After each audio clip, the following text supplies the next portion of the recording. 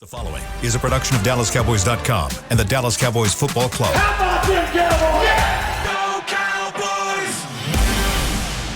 This is Cowboys StoryLine with Nick Eatman.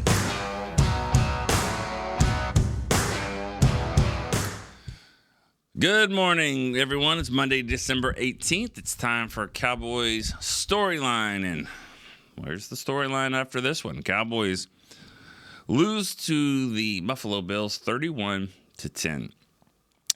And it was not even as close as that, in my opinion, at least. Where do the Cowboys go from here? What happened? What are the issues? Why can't they win as much on the road? Why is this team completely different? Can't stop the run. Is Dak, this offense, is this where they are? I mean, there's just a lot of question marks there after a game like that. You know me, I don't go that much into the big picture. What I do know is that the Cowboys needed to win that game. They needed to stay in first place. They needed to try to compete for the number one seed.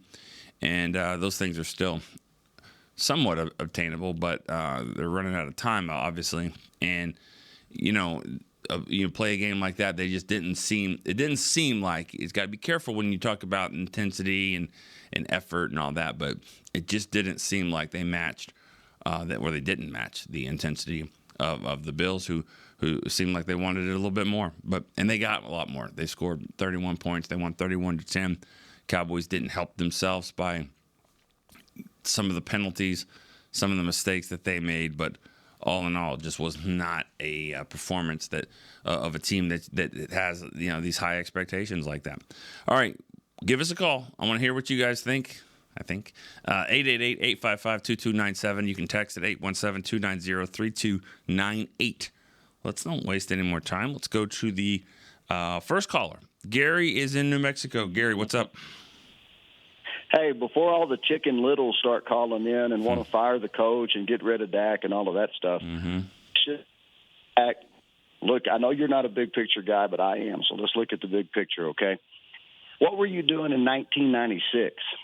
I was in college. That's the last time they made the playoffs 3 consecutive years until this year, okay? It doesn't yesterday, but that's a big deal. Yeah. This is not a great team. This isn't the 77 Cowboys. This isn't the 92 Cowboys.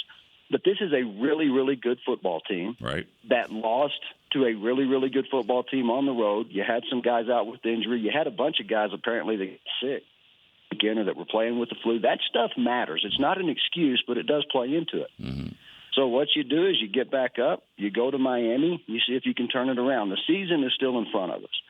And as long of a drought as it's been since we've been to a Super Bowl, it's going to take something great to get out of that curse. In other words, they're going to have to do something. They're going to have to go on the road and win in San Francisco. They haven't done it. They haven't shown us they can do it. But all it takes is one time, Nick. All it takes is to get hot at the right time and one play here or one play there, and then you get over that hump, and then who knows what happens. Right. So all I'm saying is to the fans, this is a good football. Appreciate what you got. We could be Carolina with 200 fans in the stands and firing our coach every 6 weeks. I mean, we've got a good football team. Bad loss yesterday, but let's just chalk it up to that. Buffalo's a good team, a desperate team. This team wasn't going to win 9 in a row to close out the season. I think we all knew that. So we got a bad loss. Get it out of the way, get back on track, and see what happens in January. Right. Agree. Good call. Appreciate that, and don't disagree with anything you said. So, all right, let's keep it rolling. Marquise is in Virginia. Marquise. Hey, how you doing, Nick? Good, man. Penalties, of course, but linebacker. I don't understand why Armstrong isn't on the edge and run downs, and Micah isn't back there with Clark. We have Bell there, but maybe Bell needs to be where Curse is when you play a power trap team, because Curse was a little step late all night. And it's not like, okay, they run around the edge, but then they was coming right at us, power trap. Damone Clark, I lifted off his feet multiple times. I'm just not understanding why not play the big ends, let Micah, the athlete, play linebacker. He's still listed as a linebacker on the roster. because he really serves no purpose on rundowns. This is not a shot at Micah. He's excellent, but I'm saying utilize him in a way that's to our advantage. We got a guy on the street, and this is where my car's going to go off the rails. It's going to sound crazy. There's a guy on the street that was on Oakland's roster early in the year, and he used to play here, Jalen Smith. Hey, he can't run, but he could tackle. And we were missing tackles last night, and we were getting ran right at. So at least put Armstrong on the field and move Micah back on first and second downs. People go, oh, well, what's really a passing down? Well, apparently first, second, and third downs when you play a team that know you can't stop the run. And having Micah on the edge serves no purpose because he cannot get around run blockers who are that big and aggressive. San Francisco, Buffalo showed us again last night. I think that's just a coaching. We got to make that adjustment. Dan is great. We just have to make that adjustment or people are going to keep doing this, and we know this has been a problem. Yeah. Yeah, I mean, I appreciate that. And I don't disagree. I think the linebacker issue, I mean, linebacker was a big story in the game. And it's a cat and mouse type position for like Dan Quinn or really all defensive coordinators is where do you play Micah? Do you want to play him on rundown? I mean, that's another thing that's always kind of tricky too, a rundown, passing downs. I mean, 3rd and 19 is a passing down. You know, 3rd and 1, 3rd and inches is usually a running. I mean, but other than that, it's not as easy to say run down, pass down. So run down, let's put Micah here. Because if Micah's there, then that's when they are going to pass. So, and then you know, then now you're trying to get him to get to the quarterback when he's back there. I mean, so it's not as easy as you think. And I'm not saying that you think that, but you know, Marquise Bell, Damone Clark, there's some games where they have played well. They played pretty well against the Eagles, but it's pretty clear though. I mean, it's just science, which I wasn't never good at, but you know, you put hat on a hat on a guard gets to that next level and gets to Marquise Bell, gets to Damone Clark, they're going to win. Offensive tackle, I mean, we've all seen the play with Damone Clark where, you know, was it Dawkins just runs him, 18 yards down the field. That was kind of the epitome of the entire game. They were bigger, tougher, and they finished the plays better. So I'm just looking at some of the highlights right now. This is totally unrelated to what we were just talking about with linebackers and stuff like that. I still don't know what Brandon Cooks was doing. The pass, 4th down pass, I guess that was over his head. And I guess he thought somebody was behind him, but it to me looked like he was trying to do a header on a corner kick where he just jumps up in the air with no hands in the air. Wasn't the best day for him or for anyone for that matter. But Marquise, good call. Not with you on the Jalen Smith. I'm sorry, we're done on that one. And there's way more to it than that. Jalen Smith was an outstanding college player that got hurt in a bowl game that didn't matter on the national championship picture and probably changed how the direction of a lot of players going and playing in bowl games because his career was really never the same after that. I would have loved to have seen the Jalen Smith that was in college without the injury. I think he could have been really, really good, but he needed to be a little bit more disciplined. He wouldn't be an answer for this team or any team. He wouldn't be. He didn't study hard enough. He didn't make some of the things that he needed to do off the field to be the kind of player and make up for some of the things that he didn't have physically. Big, strong guy, could hit, smile, great, but he wasn't the team guy that you needed him to be, and I don't think he's coming in to fix this team or any team, which is probably why he's not on a team. All right, Rob in Vegas. Hey, Nick. Hey, how you doing? I've been better. How you been better? So let's take an honest assessment of this team. Everything this team needs to succeed in the playoffs, they don't have. I mean, let's be honest. They are not physical enough to stop the run, and they don't have the manpower. The linebackers are smaller than the running backs they're trying to tackle. Besides DeMarcus Lawrence, they don't have the will.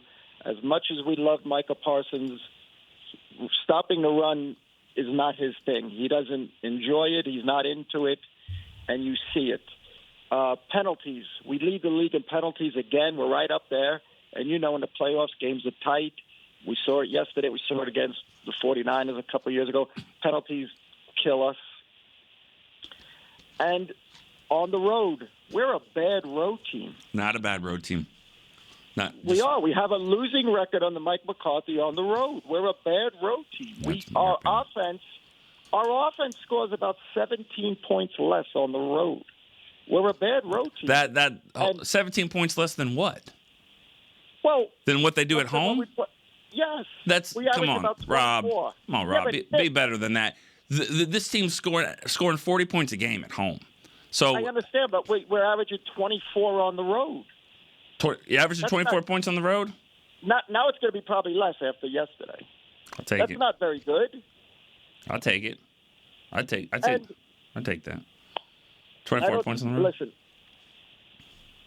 I don't know how you could say we're a good road team. I didn't say no. I didn't listen. I didn't say they're a good road team. I didn't say they're a good road team. Listen, if it's 0 degrees outside, is it cold? If it's 100 degrees, it's hot. If it's 65 degrees, what is it? There's an in between. I'm sorry, there's an in between. I don't think we're a good road team. Cool. And I just don't listen. I don't know. You can't fix it, and it's not going to get fixed. It's a pattern. As much as we like these coaches, Dan Quinn has yet to fix stopping the run. The defense isn't a good defense. It's an opportunistic defense.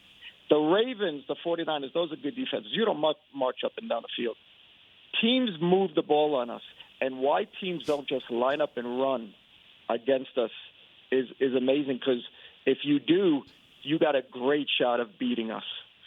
And we haven't fixed that. Mike McCarthy hasn't fixed the penalties. The offense gets tight. It's just the offense. As fans, we're looking at it. Let's face it, we're looking towards the playoffs. Now we know we're in the playoffs, and we see that everything we're bad at, you have to be good at to win. We're going to be on the road the whole playoffs, and that don't look good for us. All right, Rob. Thanks for the call. Appreciate that. I get the frustration. I'm just not one that thinks that there's two types of people in the world, or two types of things. I mean, you may not be good at it. Doesn't mean that you're bad at it. And the reason why I say that I don't think that they're bad is because I think they can go win on the road. I think they can win a game. You're going to have to go on the road in the playoffs and win.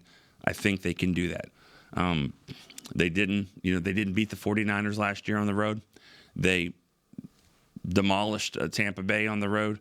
So, I think that they can. Obviously, the schedule is different at home in a way, but I do think, the way that they look, the way that this team has played at home, and just scored, 40 something points a game, or maybe not that many, but 35 points a game. It's setting the bar really high. They aren't as good. Obviously, no team is really better on the road than they are at home. But also, the schedule's not the same. It's just not the same. So, listen, you can be frustrated all you want to and say, that it just looks like that seemed like a very black and white call to me. And Rob, I wish you called every day, because I think you're probably one of the best callers that we have. So I get the frustration, but in my opinion, I'm not looking at it this way, because I can go back to the last 2 or 3 weeks when, you were probably with me on this team is playing right up here and wins the parade and all this kind of stuff. And then they lose to a team, that game got out of hand. It got out of hand. There's 4 or 5 plays in that game that happened early on that changed the course of everything, and it got out of hand. Play it again tomorrow and see what happens. I'm just not at that point. Bad loss, and this team is not as good on the road. Does it mean that they can't go win? What if they have to go play Philly on the road? Is anyone worried about that? It's not ideal, but you would go and you would do it. All right, Dylan, Northport, Florida. Hey, Nick. What's up? We're on the roller coaster, man. That's it. That's all it is, right? So, Rob, love you, dude. Last week you called and you were all jacked up on Mountain Dew about this team. So it's a roller coaster. We just got to enjoy it. It is what it is. But we were at the part where you wait, you throw up, afterwards, where you're like, oh my God, like I shouldn't have eaten that. And then we did 2 flips and we threw up. Like that was yesterday's part of the roller coaster. I get that. It's funny. I do a little YouTube thing on the side, right? And I was doing some content this morning. It's just a hobby, and gives me a chance to look at film, watch stuff. Speaking of throwing up, dude, I mentioned in that video, I'm like, watching this again makes me want to puke. Like, it's worse the second time around. And you're absolutely right. We're at the part of the roller coaster where it's like, abandon ship, stay on, puke, and enjoy it again in a few weeks. I don't know, but this is just what it is to be a Cowboys fan, I guess. Yeah. Couple things. Obviously, the biggest factor was couldn't stop the run. It's obvious. But if you told me that Josh Allen was going to complete 7 passes, I would have bet just everything that I own that Dallas wins in a blowout. Like, that's crazy. I'm not sure I've seen that stat line before after, like, the 1940s. Didn't have to. That's crazy. That's the problem. Didn't have to throw it. I know. I mean, Barry Sanders, Cook was running the ball there for the Bills. And, he just turned this guy into a star. He's a good player. It's not like he hasn't been a good player, but well, they've made the adjustment too after they changed the play caller there too. They've been running the ball more, so props to them for recognizing that potential strength. Yeah.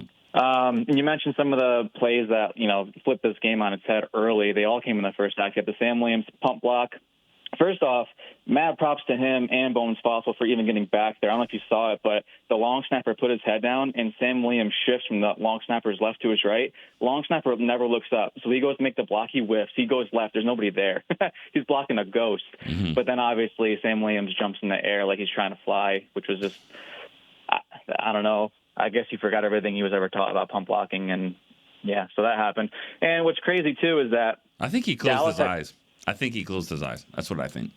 I think he just jumped and closed his eyes and didn't see it. But that was huge. Well, that's a problem. You got to keep your eyes open. Let's just face it. It is what it is. Sam Williams is going to have penalties. That's a problem.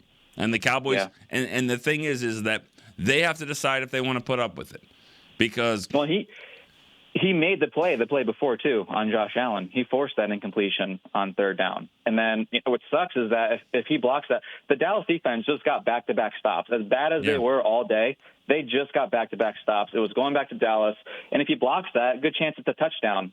7-7 at that point. There's a lot of those. You're right. There's a lot of those, Brandon Cooks, wide open. Missed them. Yeah, that's one of them. D-Law roughing the passer. You had the missed fumble. I don't know what coach was thinking on that. The benefits of challenging there far outweigh the negatives of potentially losing it. Like, they have momentum. It's 14-3. All right. Okay. Dylan, hold on. We're going to talk about this one. So we're talking about the challenge. I know what you're going to say, but go ahead. Say it then. What am I going to say? You're gonna tell me why Mike McCarthy didn't throw the challenge flag, because they didn't get a chance to review it upstairs and tell him to throw it. But my point is that what you're gonna say? I'm sorry to cut you off. Go for it. I feel like the coach needs to have a feel, and I love McCarthy. I gave him props last week, so I'm not taking anything away from how this season has gone. But right there in that moment, the game is 14-3. The Bills have tons of momentum on their side, and Dallas needs a game-changing play. So you throw the challenge flag, you lose a timeout in the first half if you don't get it. You saw a Dallas player end up with the football at the end of that play, and the Bills are rushing towards the line of scrimmage. At the very least, it's probably a close call. And if the Bills plague you and make you lose a timeout, whatever. It's the first half. It is what it is. But the benefits outweigh the potential negatives of that play. Yep. Okay. That's it. Thanks, man. Thanks for the call. Yep. I agree with all that. Honestly, I agree with that. And now all of that sounds great. The benefits of throwing the flag, it outweighs the losing a timeout or a challenge and all that kind of stuff. There was a lot happening in the play. So I'm not faulting McCarthy for that, because if you go back and watch it, because I got home at 1:00 a.m. and that's the first play that I went to. I really didn't watch a whole lot of others, but I wanted to see that play. I wanted to see what was happening, because from the view that I had, and really everybody, it didn't it didn't look like a fumble right off the bat. It just didn't. That's the first part. The guy that hit the ball out, nothing. Marquise Bell, nothing. Unfortunately, Gilmore and Jordan Lewis are arguing. So they don't even know there is a fumble. They didn't even see that the ball popped out because Gilmore and Jordan Lewis have got to have this conversation that they are taking back to the huddle. Donovan Wilson recovers the ball, but he doesn't do anything. I mean, nobody from that side of the field is really saying, look at this, nothing. And they didn't rush to the line of scrimmage. They just didn't huddle. Because if you go look at it, Stephon Diggs just is pointing at the sideline right there. Just, let's go. Not like Mayday, spike it, kill the clock. They're getting to the line. And then they have to make a decision. But I'm looking at the same feed that the coaches have, and they did not review that. This is a really bad process. They did not review that play. So yes, McCarthy should have just thrown the flag. The guy has the football, throw the flag. And then, and he could do that. And next week against Miami, that might happen, and you're on the other side of the field and you're down, so you just throw it. And then you're going to look at the review and like, what a stupid guy to do that. That's ridiculous. He doesn't manage the game, which is exactly what you guys will do. You will. So that's part of it. That's part of the thing. I'm not faulting him for that. That was a really bad situation. And it would have been great to get the ball right then for them because that would have changed the momentum. But I don't know. I don't think you just go around throwing the flag all the time. In hindsight, he should have. He certainly should have. But that's really just not the process. But you guys are, I've seen that on Twitter. You guys are hell-bent on that. Like, it was a fumble. He didn't do it.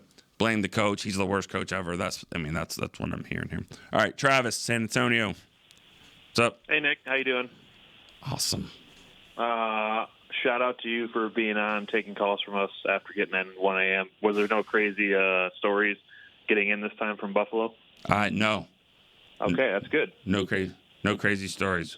As opposed to which ones? Which ones are we referring to? This is the last time brought us his last trip where he was like, I'm done with this, when he had to go back to circle around Houston and then come back. Let me say this, though. Make sure you guys had a smooth flight. It was okay. It was okay. That wasn't the worst part, though. Well, we appreciate you taking our calls this morning. Thanks, Travis. Appreciate it. I just wanted to say, like, I'm not blowing up McCarthy this morning. Is like, I know what you just said about Gilmore. I don't even know if they really knew that it was a fumble or not. It was even on watching it. It was hard to tell. Those two didn't. From a different angle. Those two did not know. Gilmore didn't know. Yeah. Gilmore was getting yelled at by Jordan Lewis, so he was yelling back, and then so they didn't even know that there was a fumble. But that's not the point. Marquise Bell. I'm not killing McCarthy. Like I said, I said the same thing. Yeah, he could have thrown it after. Like, maybe he Diggs running back and saying let's go. It could have been an indicator, but they do that all the time, even if it's close. So I'm not blowing them up for that. The officiating was the officiating. We've done that before. I'm not going to talk about that. My thing, I guess the only thing, if I was going to criticize anything, is and it's happened a couple of times this year, the defense as far as Dan Quinn, I don't know if you've had any calls about that yet, but the lack of adjustments, and I'm not saying we were at the end of our rope, right? In the second half, there was not much we were going to do, but it was almost like I just wanted him to be like, let's just stack go in the second half, let's just stack the box, and we're not going to let them run. I don't care if they want to run into a heavy box, that's fine, but we're not going to let them run. We're going to single up on the outside. They can throw it. If they beat us throwing it, fine. Then they beat us throwing it, and they were just better, right? They were just better that day. But I don't think – it didn't seem like he really – because there were a couple times on the TV copy where Olsen was saying it's only a 6.5-man box. We were putting light boxes in there, and so it just never really changed. We didn't really ever dictate to them. It's not only a light box. Hold on, it's not only a light box, but it's also light players in there. So that's the problem. It's not like you're putting Levon Kirkland in there who weighed 300 pounds. It's already a light box regardless. And also, even if they're there, are they going to make the tackle? It's the worst tackling performance that I've seen all year. I was just going to say that was the worst by far. To that point, people were already. I'm the Mozzie guy, which I was happy he got his first sack. But I've already seen people blowing up and saying see, when Hankins is out, Mozzie's Mozzie wasn't going to help on all those outside runs. He wasn't going to help on, helping other players tackle. It was the worst tackling game we've had all year. And I'm going to keep it PG on the show, but you know what I want to say? But stuff happens. That's all I kept saying after the game. Stuff happens. Yeah. Hey, the sun came up today, Nick. We got another game in 6 days, so we'll see what happens then. I'll be more concerned if it happens 2 games in a row. Sure. That hasn't been the case, so I'm not overreacting to McCarthy or whatever. I think it's just stuff happens. That's the best way I can sum it up. So I hope you have a good week and get some rest. Thanks, Trav. Talk to you later. All right, appreciate that. Yeah, I mean, it was a lot happening, in that game, and you're right. Things happen like that. I was thinking, Mozzie gets that sack. He still didn't bring the guy to the ground, but they blew the whistle, which is surprising, honestly, that they did that. But I was thinking that wouldn't it just be? I mean, everyone would love that this would happen, but wouldn't it just be perfect for Mozzie that it would just be fitting that if they blew that play dead and say the Cowboys had challenged the play before that, which is what everyone wants. I mean, clearly, because they would have. I think they would have got the ball. The reason why I say I think is don't put it past the officials for saying his forward progress was stopped, which I don't think he was. But once they say that, it's over. You can't challenge anything. Doesn't matter what happened if they say that. But then again, was it the first drive of the game where there was like a 3-yard run that got pushed like 8 yards forward? That's when I thought was, man, this may not be a good day. You got Connor McGovern, who's the Cowboys had here and was an okay player, and didn't want to re-sign him and all that. And here he is pushing the pile 2 or 3 times. I'm like, yeah, this could be a long day. And it certainly was. Long night. All right, Alan, Clearwater, Florida. What's up? Hey, good morning, Nick. Morning. How are you doing? You got like a war zone going on over there? I hear like sirens. Yeah, What's going on? So, I appreciate you, by the way, your comments on the fumble. That, those were all really good points I hadn't thought of. So it was good to hear that information that was meaningful. But, my take is, and it's consistent. I've called in before, and I'm always about coaching because the way I look at it is this: if it's a quality team, I think that's clear. We can win big games, and so when we don't, and we have such a poor performance, I think it has to come down. When it's overall a poor performance like that, then I say it comes back to the coaching staff, and in this case, again, not making the halftime adjustments. I had praised McCarthy earlier in the season because finally I thought we had a coaching staff that recognized how to make adjustments in the middle of the game. You come to Buffalo, they're a desperate team. They're a really, really good team. When they're kicking your butt in the first half, and it's clear they have a plan and it's working. Okay, they're professionals. That's a good team. There's no real embarrassment at that point in my mind. But when you see what they're doing in the first half, offensively and defensively, and then it seems to me, I don't watch tape for a living, but did the Cowboys attempt to do anything different in the second half? Because it looks like what the Bills did in the first half, they did again in the second half in exactly the same way. If that's true, and there really weren't adjustments that the coaching staff made in their schemes, in personnel, etc., it's a total failure of the coaching staff. That's my take. But I don't know if you notice anything different, and I don't know how to really appraise. Yeah. I mean, you have to make adjustments, and I'm sure that they made some. I tell you who didn't make adjustments are the players that weren't wrapping up. I mean, the tackling seemed like it was worse in the second half than even in the first. They still weren't tackling. So, I mean, you can put the guys in position. You can stack the box, and you can say, hey, hold the edge, and when the guy runs to the outside, you're there. Okay?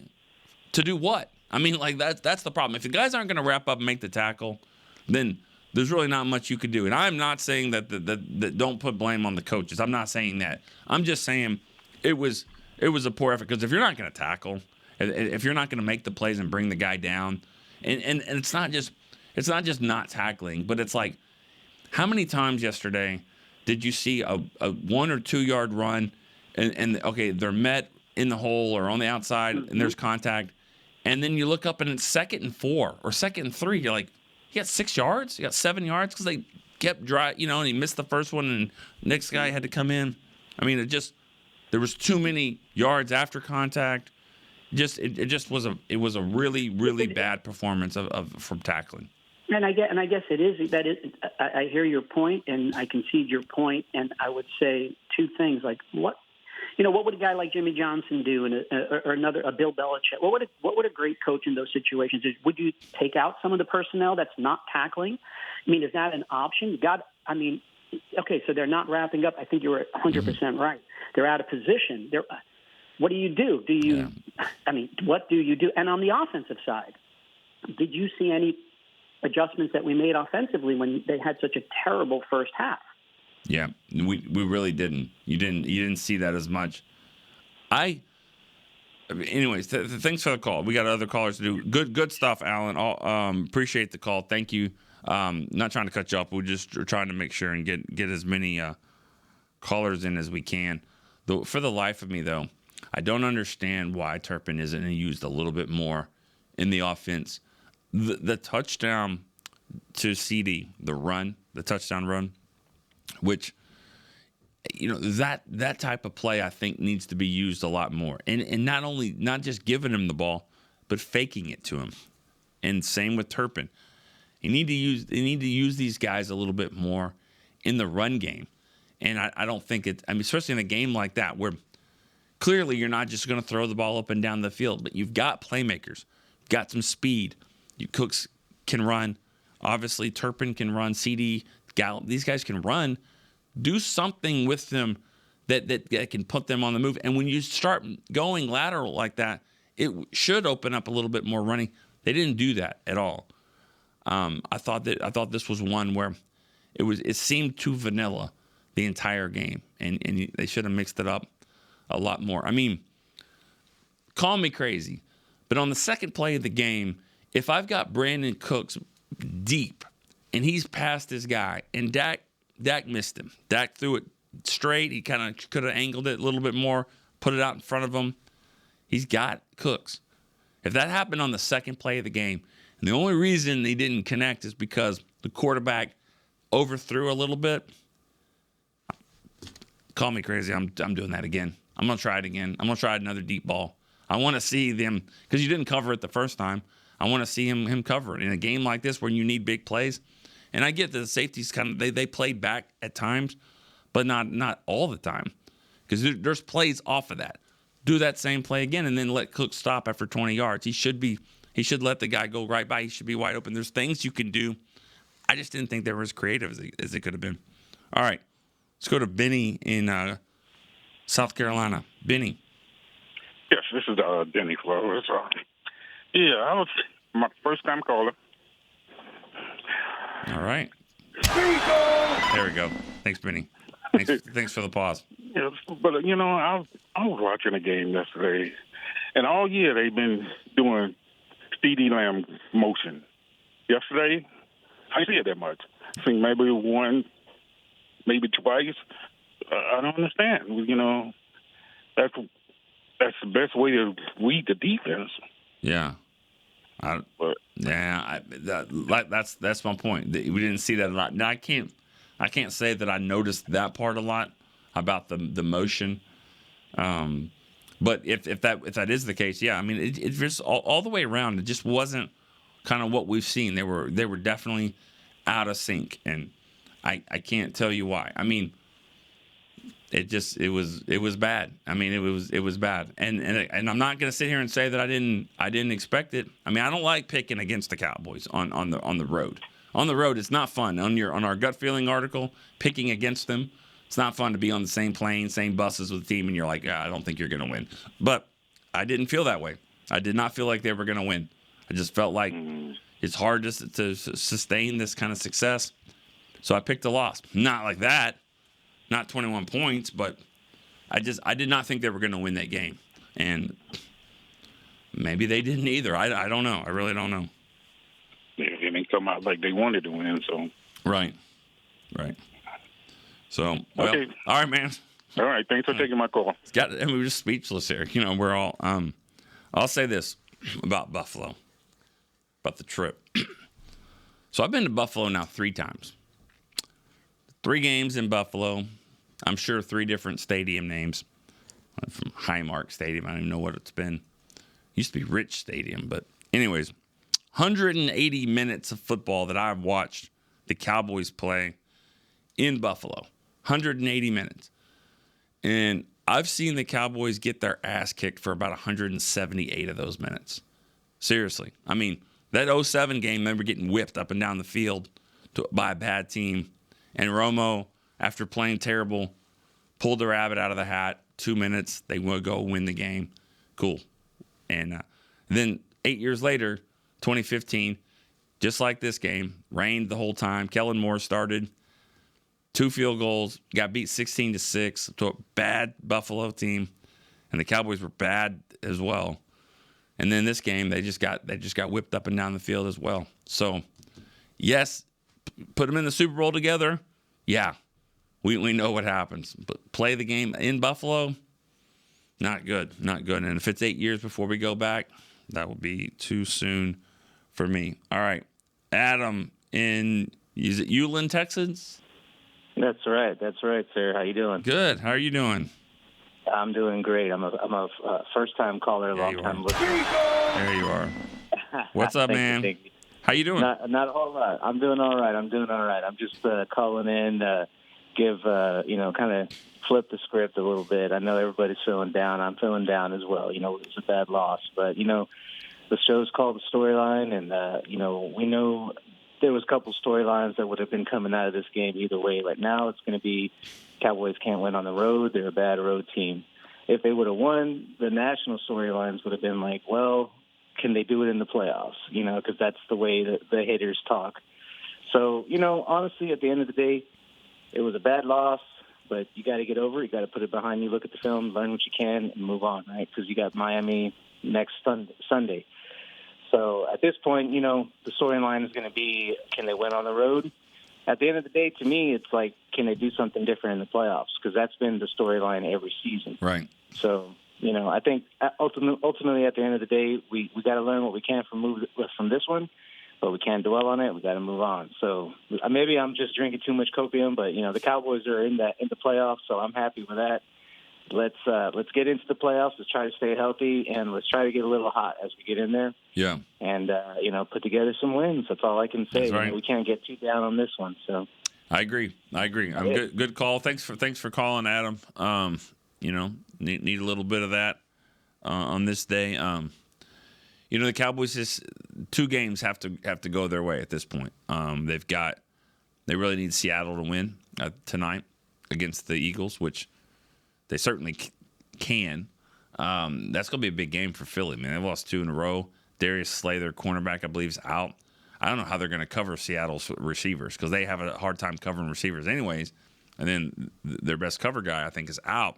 And he's going to be out for a little bit. So that's going to be a key. Seattle's lost a couple games now in a row, too.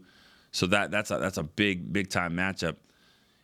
Obviously you want Seattle to win that game. And then if the Cowboys can go beat Miami, they'll be in great shape. They'll be in great shape to do what they need to do, which is get in the playoffs and win the division. So they still have a chance to do that. But like Adam just said on the call, that they're going to have to do it in the playoffs. All this stuff is fine, but that's why I don't get ahead of myself, because none of it matters. Go back to last year. They played a meaningless game against Washington for the most part. There was a slim chance that they could have done something and better, had a better seed, but wasn't going to happen, and the Cowboys didn't risk it, and they played a very uninspired game against Washington with Sam Howell's first start. It was awful, and they got dominated in every way, and just it left a bad taste in everyone's mouth. It's like, this isn't good. This is not a good football team. Or they're limped into the playoffs, blah blah blah. And then they go beat Tampa Bay on the road and ended Tom Brady's career and hadn't beaten them and all that. Couldn't win. Hadn't won a road game in 30-something years. And then they go and they do it. So nothing really matters until you get in there and you play the game. So, and I know the sports are different, but the irony is kind of the same here. Baseball and football. I'm here in Dallas. I'll just tell you real quick. The Texas Rangers, during the season, they were like 20-something games over 500 at home. They were 500 at best on the road. They were terrible for compared to, not terrible in general, but compared to their home record. But they were winning winning great on the road at home, not on the road. What happens when they get in the playoffs? They won every game on the road that they played. I think they won 10 in a row. Won the World Series. Every single game on the road. How does that happen? I don't know. Weird. Life is weird. The NFL is weird. So my point is get in the playoffs, get in the dance, go, win the game in front of you, and move to the next one. That's what has to happen. This whole, because they didn't do it here, means they won't here. I mean, it's the same with the 49ers. They might be 14-3, but if they're not ready to play in that first game that they play in the division round, then they'll be out. So that's all I'm saying. You guys know this. You guys know that. All right, let's go. All right, Pastor Poles. He's in Montgomery, Alabama. Yes. What's up, man? How you doing? Hey, how you doing there? Hell, here we go. Here we go. Okay, that's right. Here we go. Listen, there we go. And also, let me say this too. There was a little bit of a debate because I'm trying to fill out the map here. Have we had a call from Alabama? I think we had one from Birmingham way early on, but it's been a long time since we had one from Alabama, so there is no debate anymore. We definitely have a call now from Alabama. All right, amen. Listen, I think that the Cowboys are going to be fine. Now, I've been a Cowboy fan since 1972. But into that game against Buffalo, we had some things that happened that might have could have changed the game. I mean, if Dak was able to, probably 8 out of 9 times that throw in the beginning of the game, he hits that throw. Right. The young linebacker that blitzed up the middle, that came in on the block kick. Sam Williams. Mm-hmm. Sam Williams, 9 times out of 10, he's gonna angle himself better and block that. And I also think 9 times out of 10 won't get that roughing the passer call. They probably won't get but 3 because it was kind of a light hit, but maybe he should have hit it. No, I'm gonna disagree with you on that one. That's 10 times out of 10. You hit Josh Allen late like that, and he falls like he's about to go into acting class. You're gonna get 10 out of 10 on that one. I'm sorry. I mean, I put that one on tank. You just can't touch the quarterback. You just can't do it. You can't hit him, and I agree. And then we got a fumble, and I know that they didn't have time enough to look at it, but I know that the other team, Buffalo, were rushing up to get them to get the playoff real fast. Mm-hmm. But at some time, I guess we got to have somebody to sit down and say, "Look, I'm injured." Somebody. You know what? That's exactly what they have to do. I mean that. And I hate that because that is not, that's not the integrity of the game. But that's exactly what the NFL is forcing the defenses to do in this case. Absolutely. If they rush to the line like that and you think it's a fumble or whatever, then somebody's got to get down. Because what will happen? The NFL will hate that. I mean, they will hate that to the point where they will do what college football is doing and they'll take over replay. There is no more coaches' challenges. If you see it, you buzz down and you do the replay yourself. That's what needs to happen here. Absolutely correct. But all of this, in my humble opinion, now is working into our favor because of the fact that we got 3 more games and you got 3 games to work on what you need to work on. Instead of waiting till the last and finding out you just got into the playoff and then your next week be in the playoff and you got to work on. No, you got 3 games. You're already in the playoff, and you got 3 games. And then you need to be working on what the San Francisco 49ers do on their defense and make sure you can clear that.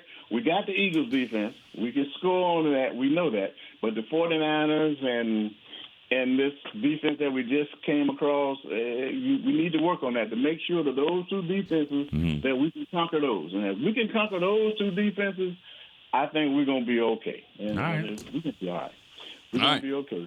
Good All stuff. right. Thanks for the call. Pastor Poles in Montgomery, Alabama. All right. Well, Alabama was one of those states that I was not really sure about. There's another one that I know we haven't had a call from. Have not have a call. But, Randy, South Dakota. Morning, Nick. What's up, man? South Dakota. Here we go. First time caller, first time state for the storyline. Yeah, I was kind of hoping I could make it in, but it's like everybody says, it's tough to get into your show. Man, that's awesome. You know, honestly, I don't know anything about South Dakota. I really don't. You've never been to Mount Rushmore? No, I haven't been. I haven't been past Kansas. I haven't gone like Nebraska, South Dakota. I haven't been to any of the Dakotas or Nebraska even. I haven't. I'm kind of fascinated. Like what's not to be rude, but what's there? You know, I don't know. Like I really don't know. I think I would like to go to both of those states, but. Yeah, well, we got the Black Hills. Everybody likes to come up here and play. So. Yeah, that's true. So, a lot of Cowboy fans there? There actually is quite a few. I'm surprised that nobody has called in yet besides me. But yeah, just so you know, I'm the biggest Cowboys fan in South Dakota. Okay. So I'm glad I got in first. Yeah. If you're the number one, then we don't need anyone else. So, what's my favorite player? Yeah. My favorite player was Jay Novacek. Okay. I can't believe nobody's ever said that. Every time I've listened to your show, nobody's ever called him that. But I've been a fan since the 60s. Well, I'm 70 years old, so. But I'd like to tell you a quick story, Nick. Okay. You'll like this one. When I was in high school, I was a freshman in high school. I was on the junior varsity basketball team. Well, when the varsity was playing, I was a ball boy. Well, we had to go downstairs one night. We were playing a team from Rapid, and I had to go downstairs to get something. And when I was going down the stairs, a friend of mine that I was with says, "Have you seen this big guy that plays for Rapid City?" And I said, "No, I've never have." I said, "Who is he?" And he said, "This big guy, he's huge." He said, "When you see him, you'll know who he is." I said, "Well, what's his name?" And he said, "His name's John Dutton." Yeah. So we were going down these stairs, and they were real narrow, and we were going down, and he was coming up. Well, he was so big that we had to go back up the stairs and let him come up to get up. And so that's my John Dutton story. So and he was about 6'8"? Yeah, 6'8", and he played for the Cowboys for what, 5 years, something like that. I would say 6 or 7. I mean, yeah, I'm looking him up because I mean he was in the early '80s. He played 7 years, 79, to 80, 86. Yeah. That's about 8 years actually. But yeah, big number 78. Yeah. And what school was he from? He's from Rapid City. That's where Vinatieri's from. Yeah. He played for New England, so. But that's where he went to school. Went to Nebraska. John Dutton went to Nebraska. Cool. All right. Yep. Good stuff. All right, Randy. Well, appreciate the call from South Dakota. Knocked one more state off the list. I mean, now Wyoming, which he said his favorite player is from Jay Novacek, was from Wyoming. So I think Wyoming and New Hampshire. Those are the two that I'm those two right there. Not sure. Have we had and Rhode Island maybe? I don't know about Rhode Island either. I don't think we've had one from Rhode Island. I have to go look at that one.